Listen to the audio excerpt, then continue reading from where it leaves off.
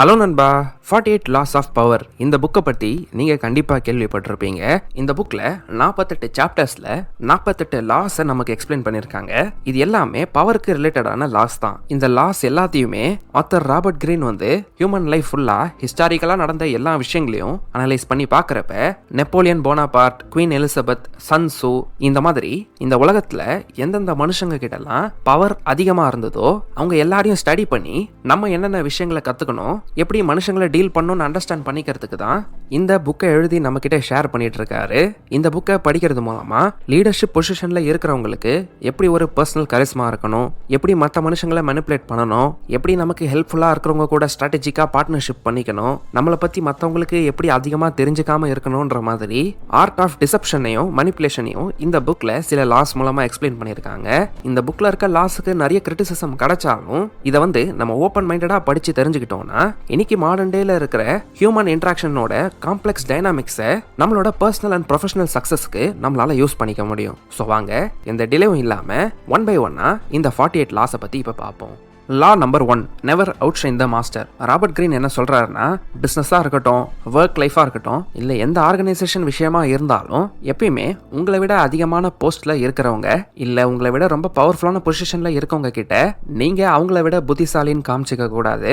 ஆனா அதே நேரத்துல ஓவரா பாராட்டுற மாதிரி இருக்கக்கூடாது. ரெண்டுத்துக்கும் நடுவுல கரெக்டான பேலன்ஸை ஃபைண்ட் பண்ணணும். ஏன்னா நீங்க உங்க திறமையை அவங்க கிட்ட போஸ்ட் பண்ணி காட்டும் போது உங்களை விட ஹையர் பொசிஷன்ல இருக்கிறவங்க இன்ஃபீரியரா ஃபீல் பண்ணக்கூடாது. ஆனா அதுக்கு பதிலா அவங்க தான் பிரில்லியன்ட் ஆனவங்கன்னு அவங்க ஃபீல் பண்ற மாதிரி நீங்க நடந்துக்கிட்டீங்கன்னா உங்க கையில அவங்களோட பவர் இருக்கிறதுக்கு நிறைய சான்சஸ் இருக்கு. இந்த விஷயத்தை நீங்க புரிஞ்சுக்க பிரான்ஸோட கிங் லூயி 14 எக்ஸாம்பிள் இப்ப சொல்றேன் பாருங்க. கிங் லூயி 14 ஏதாவது ஒரு டிசிஷன் எடுக்கணும்னா ரொம்ப கான்பிடென்ட்டா எடுப்பாரு. யாரையும் கேட்கணும், யார்கிட்டயும் அப்ரூவல் வாங்கணும்னு நினைக்க மாட்டாரு. அவருக்கு ப்ரைடுன்ற ஃபீலிங் ரொம்ப அதிகமா இருந்தது, ரொம்ப தலகணமும் இருந்தது. அது மட்டும் இல்லாம அவரு ரொம்ப ஒரு அட்டென்ஷன் சீக்கரா இருந்தாரு. அதாவது அவர் பண்றதை எல்லாருமே பார்க்கணும், எல்லாருமே பாராட்டணும். ஆனா அவர் கண்ணு முன்னாடி மத்தவங்களும் சூப்பரா பண்றாங்கன்னு பாராட்டுறது அவருக்கு சுத்தமா பிடிக்காது. ஏன் அப்படி சொல்றேன்னா, 17th செஞ்சுரியில இவரோட பினான்ஸ் மினிஸ்டர் நிக்கலஸ் ஃபுக்கே நிறைய பணத்தை செலவு பண்ணி ஒரு சூப்பரான மாளிகையை ரெடி பண்ணாரு. அந்த மாளிகையை பார்க்கறதுக்கு ரொம்ப சூப்பராகவும் அட்ராக்டிவாகவும் இருந்தது. அது மட்டும் இல்லாம அந்த நாட்டோட பிரைம் மினிஸ்டர் இறந்து போனதுக்கு அப்புறமா அந்த பிரைம் மினிஸ்டர் பொசிஷனே வேணான்னு நிறுத்திட்டாங்க. ஆனா இவர் பிரைம் மினிஸ்டர் ஆக ஆசைப்பட்டதுனால ஏதாவது பண்ணி ராஜாவை இம்ப்ரெஸ் பண்ணிடணும், நம்மளோட தேவையை அவருக்கு புரிய வைக்கணும்னு ஒரு பிளான் ரெடி பண்ணி எக்ஸிக்யூட் பண்ண நினைச்சாரு. இதை பண்ணா நம்மள ராஜா பிரைம் மினிஸ்டர் ஆக்கிறதுக்கு கன்சிடர் பண்ணுவாருன்னு நினைச்சாரு. இதனால கிங் லூயி 14 இம்ப்ரெஸ் பண்றதுக்கு அவரு கட்டின அந்த மாளிகையில ஒரு பெரிய பார்ட்டியை அரேஞ்ச் பண்ணாரு. அதுல நிறைய பெரிய பெரிய ஆளுங்களை இன்வைட் பண்ணி அவருக்கு இருக்கிற கனெக்ஷன்ஸ், நெட்வொர்க் எல்லாம் ராஜா கிட்ட காட்டி இம்ப்ரெஸ் பண்ணிட்டோம்னா அவரு நம்மளையும் ஒரு பெரிய ஆளுன்னு கன்சிடர் பண்ணி நமக்கு கொடுக்க வேண்டிய போஸ்டிங்கை கொடுப்பாருன்னு நினைச்சாரு. இப்படி அவரோட நெட்வொர்க் அண்ட் பாப்புலாரிட்டியை காமிச்சு இப்படி ஒரு பெரிய பார்ட்டியை நடத்தி காமிச்சிட்டோம்னா நம்மளும் பிரைம் மினிஸ்டர் ஆகிறதுக்கு ஒரு தகுதியான ஆளுன்னு ராஜா நம்புவாருன்னு நினைச்சாரு. ஆனா அந்த பார்ட்டியில இவரு ரொம்ப பாப்புலரா இருக்கிற மாதிரி தெரிஞ்சதுனால அவரே அறியாம அவரோட மாஸ்டரை அவுட் ஷைன் பண்ணதுனால இவர் நினைச்சது நடக்கவே இல்லை. ஏன்னா அந்த பார்ட்டிக்கு வந்த எல்லாருமே ராஜாவை பத்தி பெருமையா பேசாம அவரோட பினான்ஸ் மினிஸ்டரை பத்தி பெருமையா பேச ஆரம்பிச்சுட்டாங்க. ஏன் அவரோட க்ளோஸ் ஃப்ரெண்ட்ஸ் கூட அந்த மாதிரி பேச ஆரம்பிச்சுட்டாங்க. இதனால ராஜாக்கு நிக்கலஸ் ஃபுக்கேட்டை பார்க்கும்போது அவருக்கு இன்செக்யூரான ஒரு ஃபீலிங் வந்ததுனால அந்த பார்ட்டிக்கு அடுத்த நாளே நாட்டோட கஜானால இருந்து இவர் தங்கம் இதெல்லாம் திருடிட்டாருன்னு சொல்லிட்டு ஒரு பொய்யான கேஸ்ல அவரை பிடிச்சிட்டாங்க. இந்த பொய்யான கேஸ் அவர் மேல பழியா போட்டு 20 வருஷம் அவரை ஜெயிலே அடைச்சு வச்சுட்டாங்க. இதனாலதான் ராபர்ட் கிரீன் இந்த லால எப்பயுமே மாஸ்டரை அவுட் ஷைன் பண்ணக்கூடாதுன்னு சொல்லியிருக்காரு. ஏன்னா பவர்ஃபுல் பொசிஷன்ல இருக்கிறவங்களுக்கு நீங்க அவங்களுக்கு ஒரு பிரச்சனையா தெரிஞ்சீங்கன்னா அவங்கள உங்களே அறியாம இன்ஃபீரியரா ஃபீல் பண்ண வச்சுட்டீங்கன்னா அவங்க அந்த பொசிஷன்ல இருக்கிறதுனால உங்களை ஈஸியா இருக்கிற இடம் தெரியாம மாத்திடுவாங்கன்னு புரிஞ்சுக்கோங்க. ஸோ பெரிய பவர்ஃபுல் பொசிஷன்ல இருக்கிறவங்க கிட்ட கேர்ஃபுல்லா நடந்துக்கணும்ன்றத மைண்ட்ல வச்சுக்கோங்க. Law number 2, never put too much trust in friends, learn to use your enemies. இந்த செகண்ட் லால ஆத்தர் நம்ம ஃப்ரெண்ட்ஸா கன்சிடர் பண்றவங்கள நம்பலாம், ஆனா ரொம்ப நம்ப கூடாதுன்னு சொல்றாரு. ஏன்னா ஹிஸ்டரியில பவர்ஃபுல் பொசிஷன்ல இருக்கிறவங்க விழுந்ததை பார்த்தீங்கன்னா அவங்க கூடயே ஃப்ரெண்ட்ஸ்ன்னு சொல்லிக்கிட்டு ரொம்ப நம்பிக்கையை வச்சவங்க தான் அவங்கள கவுத்து விட்டுருப்பாங்க. அவங்க மேல ரொம்ப நம்பிக்கை வச்சதுனால அவங்க நம்பிக்கை துரோகம் பண்ணியிருப்பாங்க. ஏன்னா நம்ம கூடயே இருக்காங்க ஆனா அவங்க மட்டும் அந்த அளவுக்கு வளர்ந்து நிக்கிறாங்களே அப்படின்ற ஒரு ஜெலஸ் ஃபீலிங் இந்த மாதிரி நம்ம கூட வச்சிருக்க ஃப்ரெண்ட்ஸுக்கு தான் அதிகமா வர்றதுக்கு சான்ஸ் இருக்குன்னு சொல்றாரு. ஸோ அவங்களுக்கு ஒரு ஆப்பர்ச்சுனிட்டி கிடைச்சா நம்மள ஏமாத்துறதுக்கு நிறைய சான்சஸ் இருக்குன்னு சொல்றாரு. ஆனா அதே நேரத்துல நீங்க யார்கிட்டயாவது இதுக்கு முன்னாடி சண்டை போட்டுட்டு இருந்தீங்கன்னா, இல்ல இதுக்கு முன்னாடி அவங்கள நீங்க எனிமையா கன்சிடர் பண்ணியிருந்தீங்கன்னா, அவங்கள வேலைக்கு வச்சுக்கிறது மூலமா, இல்ல உங்க சரௌண்டிங்ஸ்ல அவங்களோட பிரசன்ஸ் இருக்கிறது மூலமா, அவங்க உங்க ப்ரீவியஸ் எனிமையா இருந்ததுனால மத்த எல்லாரை விடையும் அவங்க மேல எல்லாருக்குமே ட்ரஸ்ட் கம்மியா இருக்கும். இதனாலேயே அவங்க லாயலா இருக்க ட்ரை பண்ணுவாங்க. நீங்களும் உங்களை சுற்றி எனிமிஸை வச்சிருக்கும் போது அலர்ட்டாக இருக்க ஆரம்பிப்பீங்கன்னு சொல்கிறாரு. ரிலாக்ஸ்டாகவும் கேர்லெஸ்ஸாகவும் இருக்க மாட்டோம்னு சொல்கிறாரு. ஸோ நம்மளோட எதிரிங்களை விட நம்மளோட ஃப்ரெண்ட்ஸ் கிட்ட தான் எப்பயுமே கொஞ்சம் அதிகமாக ஜாக்கிரதையாக இருக்கணும்னு சொல்கிறாரு. இதை இன்னும் நல்லா புரிய வைக்கிறதுக்கு நமக்கு ஒரு எக்ஸாம்பிள் மூலமாக எக்ஸ்பிளனேஷன் கொடுக்குறாரு. 9th செஞ்சுரியோட மிடில் டைம்ஸில் பிசன்டீன் எம்பையரில் மைக்கேல் 3 வந்து பவர்ஃபுல்லான பொசிஷனில் இருந்தார். அவரோட ஃப்ரெண்டு பெசிலியஸ் மேலே ரொம்ப அதிகமாக நம்பிக்கை வச்சதுனால இந்த செகண்ட் லால சொல்கிற மாதிரி நிறைய பெயினை ஃபீல் பண்ணாரு. இவங்களுக்குள்ள என்ன நடந்ததுன்னா, மைக்கேல் வந்து இந்த குதிரைலாம் கட்டி வைப்பாங்க பாருங்க, ஸ்டேபிள்ஸ், அதை வந்து சில வருஷங்களுக்கு முன்னாடி விசிட் பண்ணாரு. அப்போ அடக்க முடியாத ஒரு ஹார்ஸ் வந்து அதை கட்டி வச்ச இடத்துல இருந்து தப்பிச்சு ரொம்ப வேகமா வந்துட்டு இருந்தது. இதனால மைக்கேலோட உயிருக்கு ஆபத்து வர மாதிரி ஆயிடுச்சு. அந்த நேரத்துல பெசிலியஸ் தான் மைக்கேல அந்த சிச்சுவேஷன்ல இருந்து காப்பாத்தினாரு. தைரியமா பெசிலியஸ் வந்து அந்த சிச்சுவேஷன்ல மைக்கேல காப்பாத்தினதுனால இது அவரை ரொம்ப இம்ப்ரெஸ் பண்ணி வெறும் ஒரு ஹார்ஸ் ட்ரெயினர் பொசிஷன்ல இருந்த பெசிலியஸை இமீடியட்டா ஹெட் ஆஃப் த ஸ்டேபிள்ஸ்ன்ற பொசிஷன்ல கொண்டு போய் உட்கார வச்சுட்டாரு. அவருக்கு நிறைய கிஃப்ட் அது இதுன்னு அப்பப்போ ஏதாவது கொடுத்துக்கிட்டே இருந்தாரு.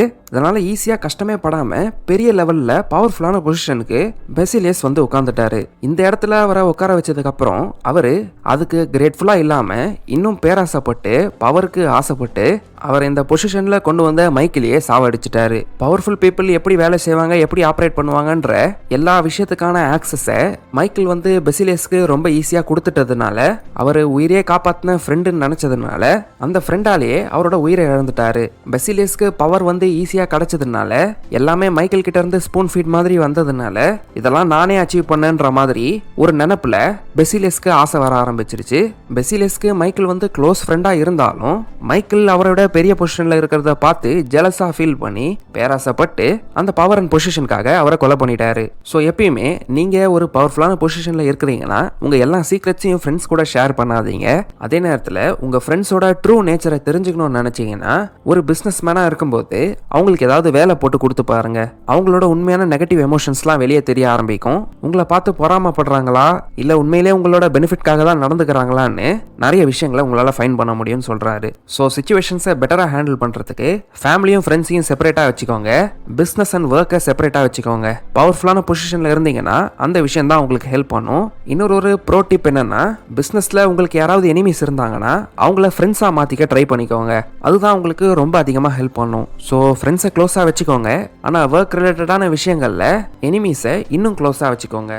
எனிமீஸை க்ளோஸாக வச்சுக்கிறது எவ்வளோ முக்கியமோ அதே மாதிரி நிறைய விஷயங்களை கற்றுக்கணும்னு நினைக்கிற நீங்கள் பாதி நாலேஜ் உங்களுக்கு போதும்னு நினைக்கிறீங்களா? ஏன்னா இதோட கம்ப்ளீட் நாலேஜ் உங்களுக்கு தேவைன்னா இந்த 48 லாஸ் ஆஃப் பவரோட 48 லாஸையும் சாப்டர் பை சாப்டர் டீட்டெயிலாக எக்ஸ்பிளைன் பண்ணி 2.5 மணி நேரத்துக்கு மேலே இருக்க கண்டென்ட்டை நம்ம சேனலோட மெம்பர் சொல்லி பிளேலிஸ்ட்டை செக் பண்ணீங்கன்னா உங்களுக்கு கிடைக்கும். இந்த புக்கு மட்டும் இல்லை, ஹேபிட்ஸ், செல்ஃப் இம்ப்ரூவ்மெண்ட், ஃபினான்ஸ், பிஸ்னஸ்னு வேர்ல்ட் ஃபேமஸ் புக்கோட கண்டென்ட்டை கஷ்டப்பட்டு படிக்காம இந்த மாதிரி அனிமேட்டட் சம்மரிஸா டீட்டெயிலாக தெரிஞ்சுக்கணும்னு நினைச்சீங்கன்னா rich dad poor dad think and grow rich, Atomic Habits, Miracle Mornings, Compound Effect, 100 million offers, 4-hour work week, building a story brand ன்னு 10,000 rupeesக்கு மேல worth உள்ள புக்ஸை ஒரு fraction of the costக்கு இன்ஸ்டன்டா ஆக்சஸ் பண்ணணும்னு நினைச்சீங்கன்னா ஜாயின் பட்டனை கிளிக் பண்ணி நம்ம சேனலோட மெம்பர் ஆயிடுங்க. எக்கச்சக்கமான லைஃப் சேஞ்சிங் புக்ஸோட டீடைல்டு சாப்டர் வைஸ் சம்மரிஸ் அங்க உங்களுக்கு கிடைக்கும். Number 3, conceal your true intentions. இன்னைக்காவது ஒரு ஆர்மி ஜெனரல் வந்து அவங்களோட ராணுவ ரகசியங்களை எனிமி கிட்ட கொடுப்பாங்களா? கண்டிப்பா இல்ல. அதை சீக்கிரட்டா தானே வச்சிருப்பாங்க. அதே மாதிரி போர்னு அனௌன்ஸ் பண்ணி சண்டை போடுறதுக்கு முன்னாடியே நம்ம ஜெயிக்கிற அளவுக்கு ஒரு பொசிஷன்ல இருக்கணும்னு ஆத்தர் சொல்றாரு. இதனால நம்மளோட ட்ரூ இன்டென்ஷன்ஸை மறைக்கிறதுக்கு நம்மளோட நாக்கை கட்டுப்படுத்தியே ஆகணும்னு ஆத்தர் இந்த சாப்டர்ல நமக்கு புரிய வைக்க ட்ரை பண்றாரு. நம்ம ஏதாவது ஒண்ணு பண்ணணும்னு நினைச்சோம்னா மோஸ்டா கேர்லெஸ்ஸா எல்லார்கிட்டையும் சொல்லிடுவோம். ஆனா நிறைய நேரங்கள்ல யார் நல்லவங்க யார் கெட்டவங்க நமக்கு தெரியவே தெரியாது. சம்டைம்ஸ் நம்ம ரொம்ப வெகுளித்தனமா எல்லாருக்கிட்டையும் ஒரே மாதிரி பேசிட்டோம்னு வைங்களேன், அவங்களுக்கு நம்ம மேல இருக்க ரெஸ்பெக்ட் அண்ட் பயம் போயிடும். இதனால நம்ம பேச்சுவார்த்தையில ரொம்ப கேர்ஃபுல்லா இருக்கணும். அடுத்த மனுஷங்க நம்ம கிட்ட இருந்து என்ன கேட்க நினைக்கிறாங்களோ அதை தான் அவங்க கிட்ட சொல்லணும். ரொம்ப ஓப்பனாகவும் வெகுலியாகவும் இருந்து எல்லார்கிட்டயுமே ஒரே மாதிரி பேசிட்டீங்கன்னா உங்க மேல இருக்க ரெஸ்பெக்ட் அண்ட் பயம் போயிடும். அந்த ரெஸ்பெக்ட் அண்ட் பயம் போனதுனால உங்களோட பவரை நீங்க இழக்க ஆரம்பிச்சிருவீங்க. ஸோ இதனால நீங்க ஒரு ஆட்டு மந்த கூட்டத்தில் இருக்கிறீங்கன்னா அந்த கூட்டத்தில் போய் உங்களோட புத்திசாலித்தனத்தை காட்டக்கூடாது. நீங்க இருக்கிற குரூப்ல எல்லாருமே எப்படி நார்மலா பிஹேவ் பண்ணுவாங்களோ அதே மாதிரி தான் நீங்க அவங்க முன்னாடி பிஹேவ் பண்ணணும். நேச்சுரலா அவங்க கூட்டத்தில் பிளெண்ட் ஆகணும். ஆனா நீங்க பண்ணணும்னு நினைக்கிற விஷயங்களை, உங்களுக்குன்னு இருக்கிற ஆசைங்களை நீங்க எக்ஸிக்யூட் பண்ணிட்டு செக்மேட்டுன்னு சொல்ற நேரத்துல தான் எல்லாருக்குமே அனௌன்ஸ் பண்ண ஆரம்பிக்கணும். ஒரு திறந்த புத்தகம் மாதிரி உங்களை பத்தி எல்லாமே தெரியும், யார் வேணாலும் உங்களோட சீக்ரெட் அண்ட் பிளான்ஸை தெரிஞ்சுக்கிற மாதிரி நீங்க ஓப்பனா இருந்துட்டீங்கன்னா, ஒன்னு நீங்க அந்த குரூப்ல இருக்க வேண்டிய சிச்சுவேஷன்ல தான் கட்டாயத்தோட இருக்கிறீங்கன்னா அந்த இடத்துல நீங்க பீஸ்ஃபுல்லா இருக்கிற மாதிரி இருக்காது. எக்ஸாம்பிளுக்கு சொல்லணும்னா, நீங்க காலேஜ்ல படிச்சுட்டு இருக்கீங்க, உங்க கேங்ல யாருமே படிக்க மாட்டாங்க, ஜாலியா வெளியே சுத்தி படம் பார்க்கறதுக்கு ப்ரையாரிட்டிஸ் கொடுப்பாங்கன்னா அந்த குரூப்ல போய் இனிமே நான் நல்லா படிக்க போறேன், காலையில எழுந்து ஒர்க் அவுட் பண்ண போறேன்னு இந்த மாதிரி விஷயங்கள்லாம் பேச ஆரம்பிச்சீங்கன்னு வைங்களேன், உனக்கு தெரியுமா அவன் இதெல்லாம் பண்றானா அப்படி இப்படின்னு உங்களோட ஃப்ரெண்ட்ஸ்குள்ளேயே உங்களை கலாய்க்க ஆரம்பிச்சு வளரவே விட மாட்டாங்க. பட் நீங்க எதுவுமே சொல்லாம நீங்க பண்ண வேண்டிய work out and study sessions எல்லாம் கரெக்டா பண்ணிக்கிட்டே வந்தீங்கன்னா உங்களோட பாடியில இம்ப்ரூவ்மெண்ட்ஸ் அண்ட் ரிசல்ட்ஸ் தெரியும் போது, அதே நேரத்தில் உங்களோட எக்ஸாமோட ரிசல்ட்ஸும் வரும்போது நம்ம கூட தான் சுத்திட்டு இருந்தா எப்படி ஆயிட்டான் பாத்தியா அப்படின்ற விஷயம் வந்து உங்க மேல இருக்க பயத்தையும் மரியாதையும் அதிகப்படுத்தும். இதுக்கப்புறம் நீங்க என்ன சொன்னாலும் ஓரளவுக்கு காது கொடுத்து கேட்க ஆரம்பிப்பாங்க. ஆனா அப்பையும் நீங்க இந்த தேர்ட் லாவை ஞாபகம் வச்சுக்கிட்டு உங்களோட ட்ரூ இன்டென்ஷன்ஸை கன்சீல் பண்றது உங்களுக்கு நிறைய இடங்கள்ல யூஸ்ஃபுல்லா இருக்கும். நிறைய சிச்சுவேஷன்ஸ்ல ஒன்றும் சொல்லாம உங்களோட ஒப்பீனியனை கொடுக்காம இருந்தீங்கன்னா, ஒரு பிளாண்டான ஃபேஷியல் எக்ஸ்பிரஷனோட இருந்தீங்கன்னா நீங்க பண்ணணும்னு நினைக்கிற காரியங்களை உங்களால ஈஸியா பண்ண முடியும். நீங்க எக்ஸிக்யூட் பண்ணதுக்கு அப்புறம் எனிவே எல்லாருக்கும் தான் தெரிய போகுது. ஸோ இடத்துக்கு தகுந்த மாதிரி பேசுங்க, அளவா பேசுங்க, உங்களை பத்தி எல்லாத்தையும் எல்லார்கிட்டையும் ரிவீல் பண்ணாதீங்க. நீங்க பண்ணணும்னு நினைக்கிற விஷயத்த முடிச்சுட்டு அனௌன்ஸ் பண்ணுங்க. அந்த விஷயம் வந்து உங்களை ரெஸ்பெக்டபிளாகவும் பவர்ஃபுல்லாகவும் மாற்றும். Number 4, always say less than necessary. சில நேரங்களில் நம்ம அமைதியாக இருக்கிறது அந்த அளவுக்கு ஸ்மார்ட்டான விஷயமா இருக்காது. ஆனால் நம்ம பவர்ஃபுல்லான ஒரு பர்சனாக இருக்கணும்னா எப்பயுமே தேவையை விட கம்மியாக பேசுறது நம்மளை பவர்ஃபுல்லாக மாற்றும்னு ஆத்தர் சொல்கிறாரு. ஏன்னா நீங்களே யோசிச்சு பாருங்களேன், அதிகமாக பேசிக்கிட்டே இருக்கிறவங்கள யாருமே அந்த அளவுக்கு மதிக்க மாட்டாங்க. அவன் என்ன பண்ணாலும் பேசிக்கிட்டே தான் இருக்க போகிறான், நம்ம சொன்னாலும் நிறுத்த போகிறது இல்லைன்னு நம்ம அதிகமாக பேசி மற்ற மனுஷங்க நம்மளை பற்றி இந்த மாதிரி நினைக்க ஆரம்பிச்சிட்டாங்கன்னா நம்ம உண்மையிலேயே பிரயோஜனமான விஷயத்த சொன்னா கூட அந்த வார்த்தைக்கு மதிப்பு இருக்காது. ஆனா நம்ம ரொம்ப நேரத்துக்கு சைலண்டா இருந்து உண்மையிலே தேவையானப்ப மட்டும் கரெக்டா பேசும்போது எல்லாருமே நம்மள கவனிக்க ஆரம்பிப்பாங்க. ஒரு கான்வர்சேஷன்ல நீங்க கம்மியா பேசுறீங்கன்னா அந்த ஆக்வர்ட் கேப்பை ஃபீல் பண்ணணும்னு உங்ககிட்ட பேசிட்டு இருக்கவங்க அவங்கள பத்தி அதிகமா ரிவீல் பண்ண கூட ஸ்டார்ட் பண்ணுவாங்க. ஸோ ஆத்தர் இங்க நமக்கு வந்து லிசனிங்கோட பவரை புரிய வைக்க ட்ரை பண்றாரு.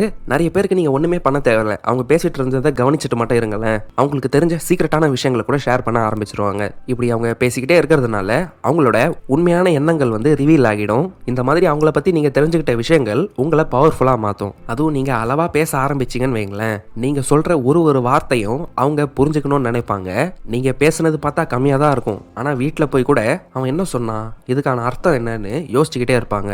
ஸோ அளவா பேச ஆரம்பிச்சீங்கன்னா அது உங்ககிட்ட பேசினவங்களை எப்பயுமே கெஸ் பண்ண வச்சுக்கிட்டே இருக்கும். ஸோ நீங்க சொல்ற வார்த்தைங்களுக்கு மதிப்பு அதிகமாகும். கம்மியா பேசுறதுனால இன்னொரு பெனிஃபிட் என்னன்னா, நம்ம அந்த அளவுக்கு காமனா தெரிய மாட்டோம். நம்ம பேசி பேசி மற்றவங்களை இம்ப்ரெஸ் பண்ண ட்ரை பண்ணோம்னா அது நம்மளை ரொம்ப காமனான பர்சனாக காட்டும், மற்றவங்களோட அப்ரூவலுக்கு ரொம்ப டெஸ்பரேட்டாக இருக்கிற மாதிரி தெரியும். அதே நேரத்தில் கம்மியாக பேசுறதுனால நம்ம ஸ்டூப்பிடாகவும் எதுவும் பேசிட மாட்டோம். வார்த்தை வாயை விட்டு வெளியே போகிறதுக்கு முன்னாடி ரொம்ப கேர்ஃபுல்லாக இருப்போம். பர்டிகுலராக நீங்கள் ஏதாவது பவர்ஃபுல் பொசிஷனில் இருக்கிறீங்கன்னா இந்த பிரின்சிபலை நீங்கள் கண்டிப்பாக ஃபாலோ பண்ண வேண்டிய இருக்கும். ஏன்னா நீங்கள் அதிகமாக பேசாமல் இருந்தீங்கன்னா தான் உங்களுக்கு கீழே இருக்கவங்க அவர் என்ன நினைக்கிறாரு, அந்த அளவுக்கு பேசவே மாட்டாரே, கோவமா இருக்காரா ஹாப்பியா இருக்காரான்னு கூட தெரியல, எல்லாத்துக்கும் 2-3 வார்த்தையிலே பதில் சொல்றாரு, அவரை புரிஞ்சிக்கவே முடியலேன்னு இந்த மாதிரி நினைப்பாங்க.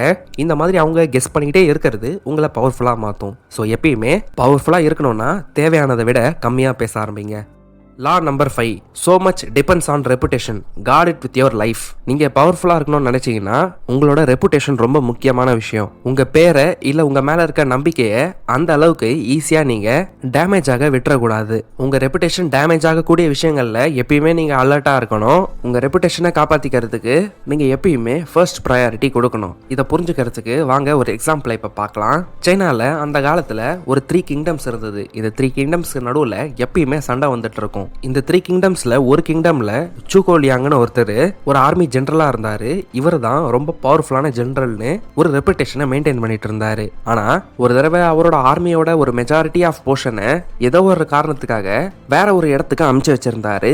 அந்த நேரம் பார்த்து சிமாயின்னு ஒருத்தர் நிறைய படையோட அவரை அட்டாக் பண்ண வந்தாரு. அப்போ சூகோலியாங் கிட்ட வெறும் 100 பேர் கிட்ட தான் சண்டை போடுற அளவுக்கு ஆர்மி பீப்புள் இருந்தாங்க.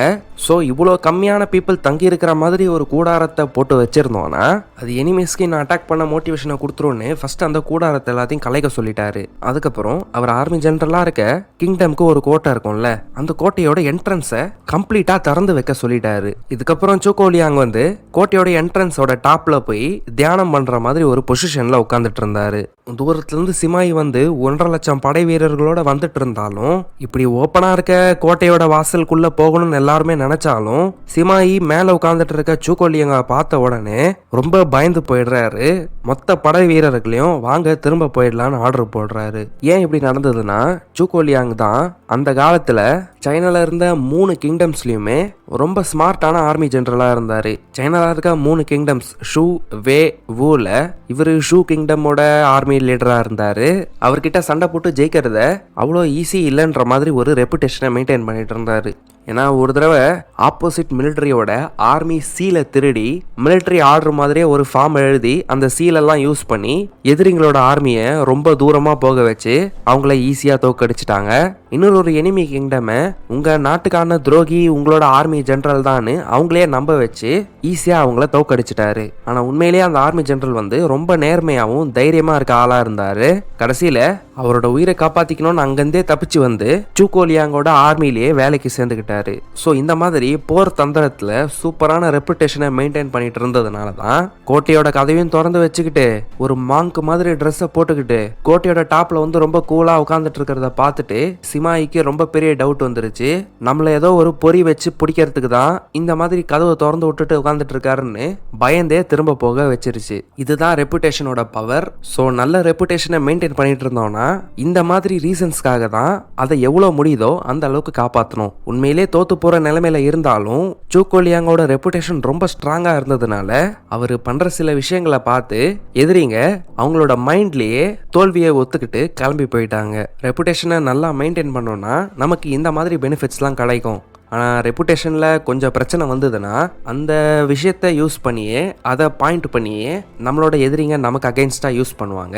நம்ம ஏதாவது ஒரு சின்ன தப்பு பண்ணிட்டோன்னு பப்ளிக்காக எல்லாருக்கும் தெரிய வந்துருச்சுன்னா அந்த ஒரு ரீசனை யூஸ் பண்ணிக்கிட்டு நம்ம பண்ண எல்லாமே தப்பு தான்ற மாதிரி ப்ரொஜெக்ட் பண்ண ஆரம்பிச்சிருவாங்க. இந்த காரணத்தினால தான் நம்மளோட ரெப்புடேஷனை நம்மளோட உயிர் மாதிரி காப்பாற்றணும்னு ராபர்ட் கிரீன் சொல்கிறாரு. ஸோ பவர்ஃபுல்லாக இருக்கணும்னா உங்களோட ரெப்புடேஷனை ரொம்ப கேர்ஃபுல்லாக மெயின்டைன் பண்ணுங்க. உங்களுக்கு இந்த வீடியோ பிடிச்சிருந்தா லைக் பண்ணுங்க, கமெண்ட் பண்ணுங்க, உங்க ஃப்ரெண்ட்ஸ் அண்ட் ஃபேமிலி மெம்பர்ஸோட ஷேர் பண்ணுங்க.